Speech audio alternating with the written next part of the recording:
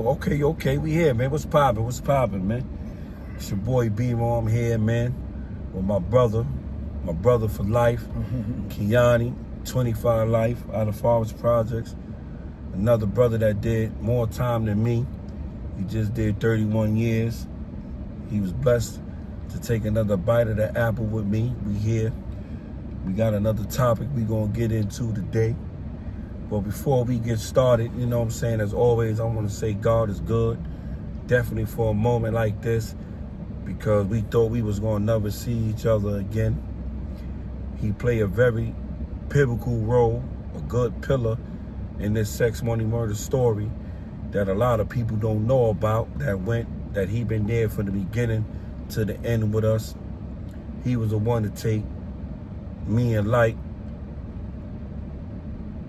to Baltimore, where we all had to hold it down with one of the best cities in the world that I ever been to. First of all, I want to shout out TOCA, T-O-C-A, Turning Our Circumstances Around, the nonprofit. That's the movement. That's what we got going on. WeTheMovement.co, it's a clothing line. Make sure you log on to the website. That's what we got. My brother Kiani always got some clothing line. What's the name of your clothing line, bro? Yeah, 25 to life, bro. 25 to life. He got the clothing line. Make sure y'all pull up and support the black he got going on. As you see, things we put our mind to behind bars, we came home to work it out. Shout out to all the real men behind the G-War, state, the feds, even down to Baltimore City, a lot of good men we left behind. You know, when me and my brother get together, it's always epic. We got so many stories, you know what I'm saying, that we gonna get into and share with y'all. But we gonna get into something good at a topic that we think needs to be heard for the young brothers growing up, and it's a must. So this is the first time I brought somebody in with me after I accomplished 11 episodes, 10 episodes, and I wouldn't rather do it without my brother, you know what I'm saying? So I brought him along with me, asked him to be a part of the demonstration I'm doing to reach out to the youth, to reach out to those that know, for the strong-minded women and the strong-minded men that need guidance, that we can maybe help to stay to do, because the young brothers is the future. So, you know, I want to just shout them out and all that. So I guess the name of the topic we gonna get into today is called brotherhood. You know, a lot of people take that brotherhood for granted for a certain reason. I don't know why they take it for granted and why they misuse this word. You know what I'm saying? Because like myself and him going through the storm and our trials and tribulations, we all was faced with so many different things, because not only did 15 people testify with 5 police, it was supposed to be my brothers that was on the other side of that stand telling, and they choose a life and made this decision. Like the old head always say, they was at their breaking point and they broke. But you know, the topic is brotherhood, man. We're not gonna get into what they did, what they should have did, why they did it, how they did it. We gonna chop it up here, man. You know, like I said, I'm here with my brother. He's here. I want to grace the period to let him introduce himself, as I did already, and just get to know him. And we gonna get into this topic and share it with y'all to see what we doing.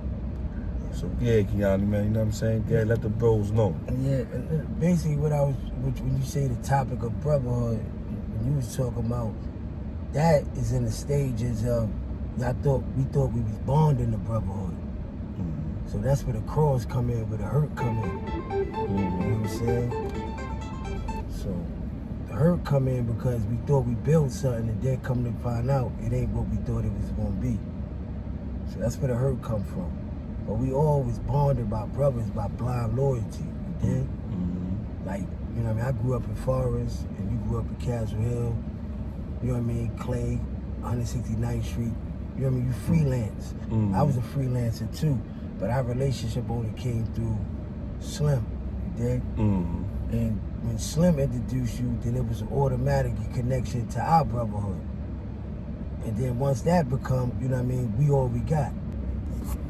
Yeah, like I was saying, like our relationship came from a mutual brethren. You and the brethren already had a relationship because y'all grew up or whatever the case may be. Me and the other brethren, we got a relationship through confrontation.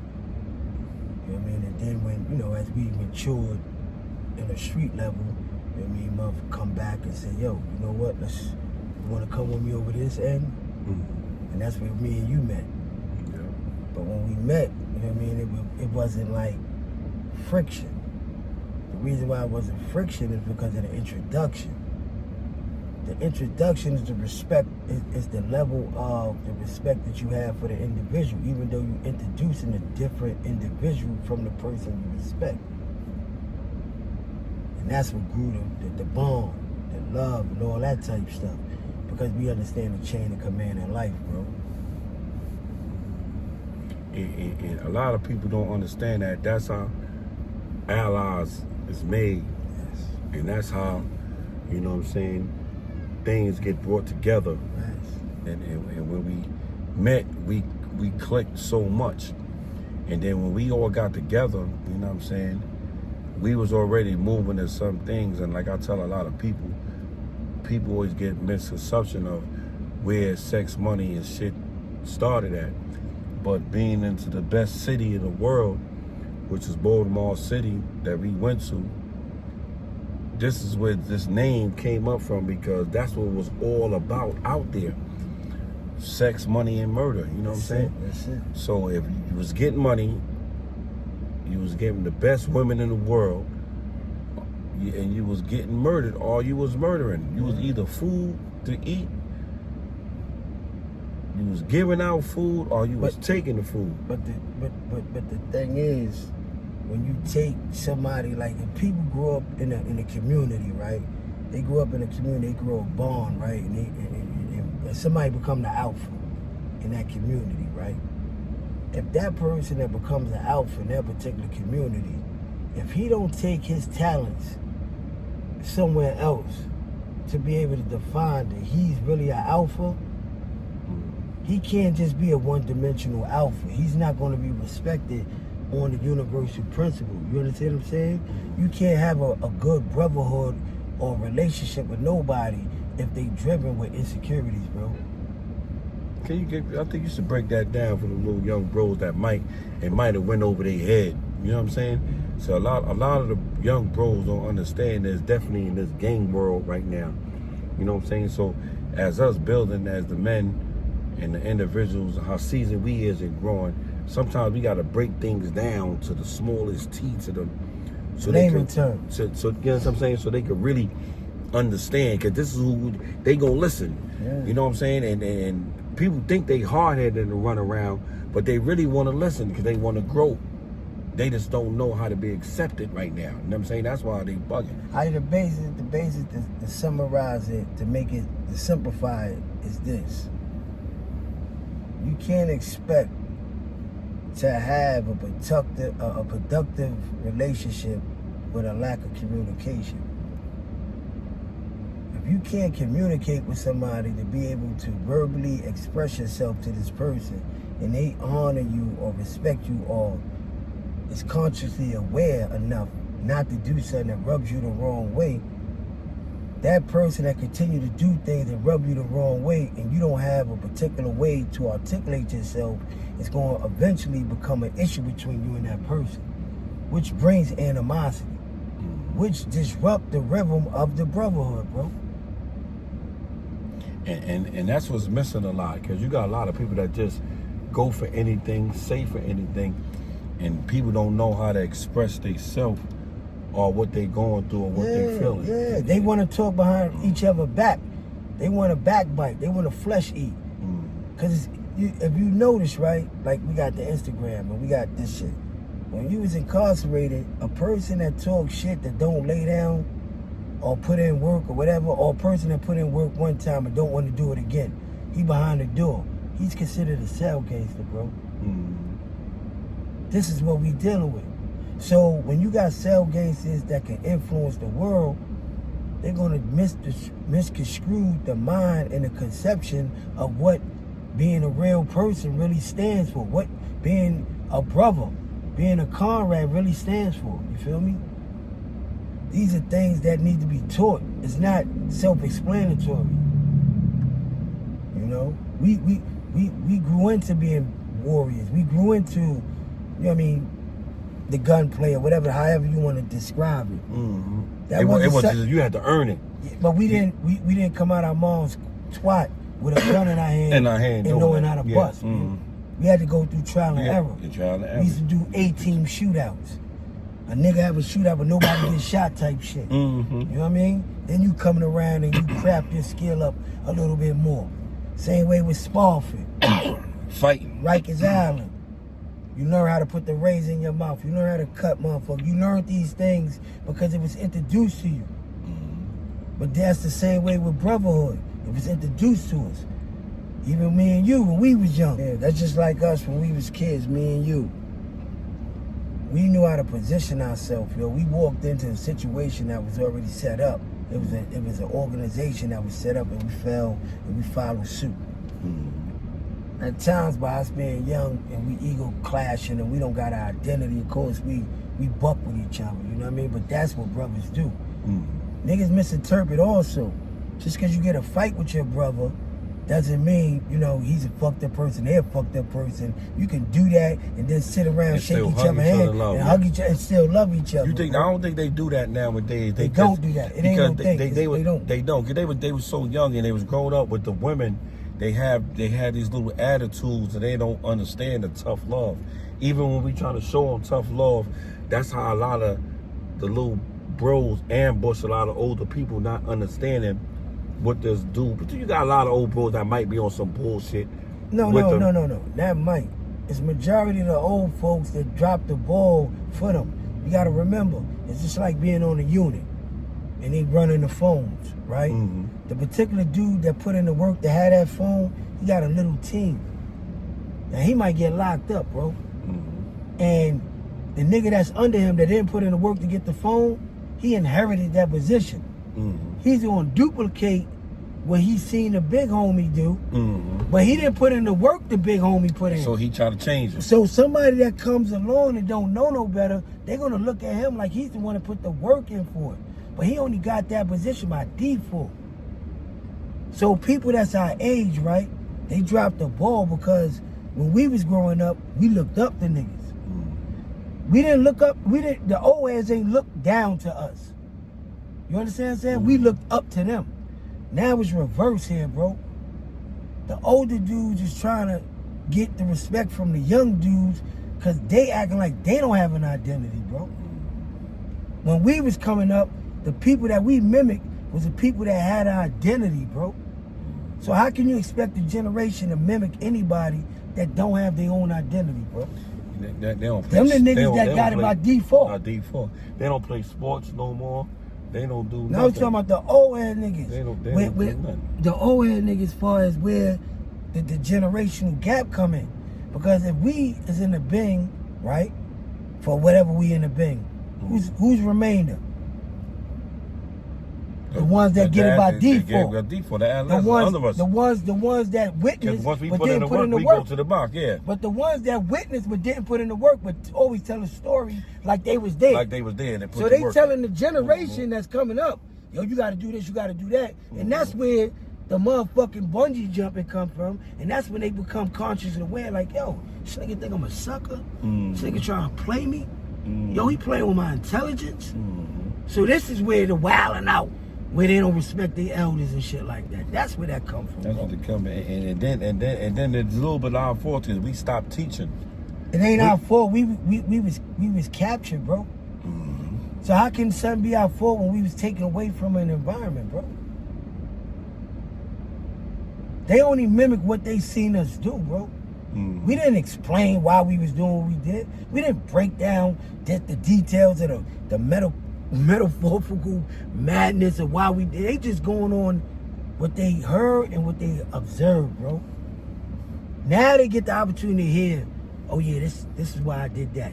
This is what led up to this. This is why I put my hands on this person. This is why I picked that up. This is why I shot this. This is why I went out of town. This is why, you understand what I'm saying? You know, it's funny you say that. That's why I say that when I go to the bros and we go to the hoods, because, you know, I did 25, you did 31 years. You know what I'm saying? I did it in the feds, you did it in the state.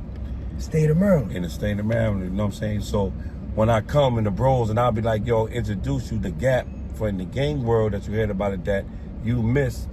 And I got to go live through it over that. They heard the stories. So when they go there, and I'd be like, yo, that's the bro Kiani right there, man. That's my brother. He from Florida. Then they be like, oh, shit, yo, Mari, remember you told me about that. We did this. You did that with him. You did this, pop, pop, pop. You know what I'm saying? Now they recall from hearing the stories. Yes. You know what I'm saying? It's a face to the name. Mm-hmm. That's what you said. And they didn't know. And this is how you get to see the younger group, because it was a gap. Yeah, for us because doing when I all that left, time. you gotta be honest, when I left in 92, it wasn't no Bloods, Crip in New York. Mm-hmm. You know what I mean? The first gang that I ever acknowledged, and when I was on the island, was the Latin Kings. There was only like 5 of them. Mm-hmm. You dig what I'm saying? Remember? But when I came back in 95, when they extradited me back, that's when it was a different world. Bloods, Crips, Nietas, Latin Kings. You know what I'm saying? I'm like, what the fuck? Like, you know what I'm saying? Like, New York ain't been the same since they allowed Snoop and them to come through to crush the building. Mm-hmm. So I didn't grasp that. Because I already had a life sentence at 92, 93. So I didn't know about the gang. We never let it get it going. They didn't understand it. Yeah. I didn't comprehend it. I said that because when Blood started, we used to bug out why Puffy and them went to Crip way, because they wanted to be rebellious, and those are the same dudes that snaked and killed Biggie. Mm-hmm. You know what I'm saying? Because he was playing money games. Yeah. You did the same thing on your side, though. Yeah. And you would have to do the same thing. Yeah, but you know that. But you go to that side. You know us as being Blood. They're like, yo, why y'all went over there? Y'all wanted the fake buck because y'all ain't like the way Blood started. You know what I'm saying? Bloods and Crip in the West Coast started the same way, bro. Mm-hmm. So you can't say you don't like how something started, because they both simultaneously started the same time. Mm-hmm.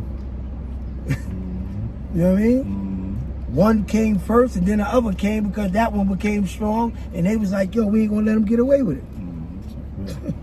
You know what I'm saying? So as we reaching out to the youth and we trying to explain brotherhood to them, what's the main message we trying to get to them so they can understand the brotherhood? All right, and to go about it and project it, teach it, live it, and show it to they other little young soldiers coming up. Let's say it like this, when you was like the clothing line, right?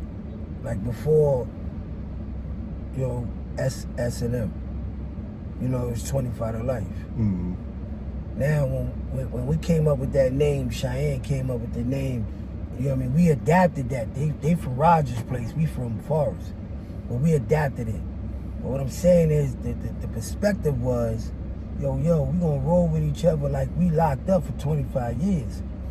And when we go up for parole, it determines if we gonna be brothers for the rest of our life.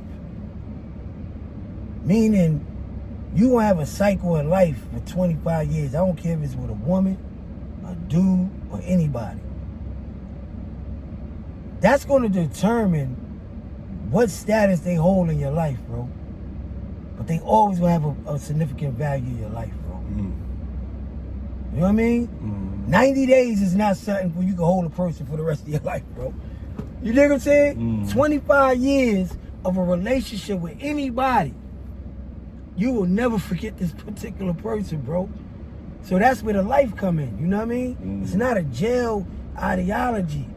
It's a representation of family, bro. That's why the life sign got the circle around it, 360, to bring us together, just like us. Last time we seen each other was motherfucking 1992, bro. Mm-hmm. It's 2005, bro. 25. Do the math, yo. Yep. So, you know, that's just what it is, bro. Like, the young kids, they gotta have faith that you guided by a higher power. It's not something where you can write the date down, and that's what it's going to be. You know what I mean? The universe is infinite. You may not comprehend the shit that we may experience and why the shit happened, but you still standing.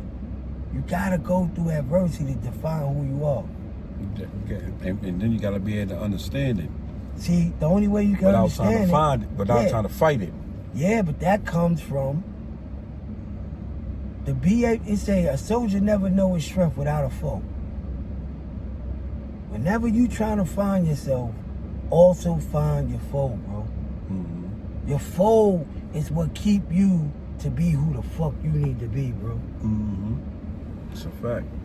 That's a fact. Cause we won't know a greater fighter just cause he's shadow box. Nobody throwing no punches back. You know how many people we just see in jail got the best feet movement, the best hands. That's what I'm saying. And every time he get into a fight, he get knocked out, right? That's my point of saying that. That's it'd be so funny. You know, I understand, man. You know, the body contact is what define who you are, where you stand.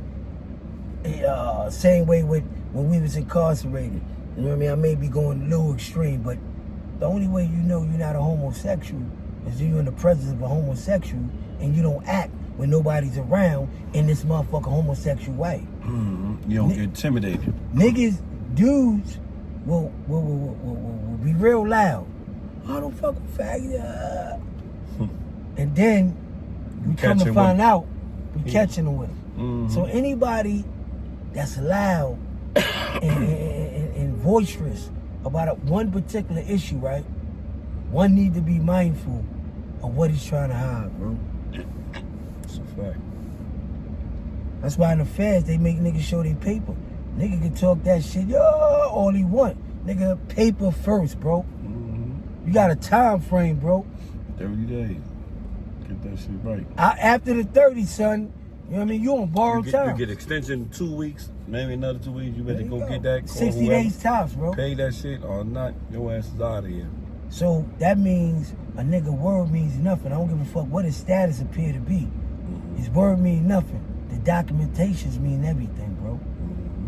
And that's how we gotta move, and that's how the youth generation gotta move. But they gotta know when you move in here, it's not gonna be a microwavable thing, bro. Yeah, that's a fact. That's a fact. And like I say, man, I appreciate it, man. You coming through. Y'all gonna be seeing more Kiani on here with me because we got millions of stories to share with y'all. You know what I'm saying? Because we definitely built a brotherhood that's forever. He's definitely a part of my life, part of history. He's in the Sex, Money, Murder book. He's in the Sex, Money, Murder series. Play a big, major part in it, in my life. You know what I'm saying? So, we here, man. I just want to thank him for coming aboard, coming here, sharing some time to kick it with the youth on a nice, good, solid day. First time he bringing somebody on here with me. I feel so good bringing my brother along with me to come talk, you know what I'm saying? Not just getting anybody in here, like somebody that been through trials and tribulations with me by itself, and we both overcame obstacles that 9 times out of 10, 10 out of 10, they count us out for. Like I say, man, my brother got a clothing line. Anything you want to say to the people before we go?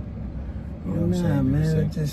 Man, I appreciate this opportunity, man, and we ain't saying nothing that nobody never heard before, man. So all we trying to do is execute how you can see how it really work in the flesh, bro. That's all. Definitely, man. Y'all be safe, man. You know what I'm saying? God bless to the brothers, man. We holler at y'all later, man.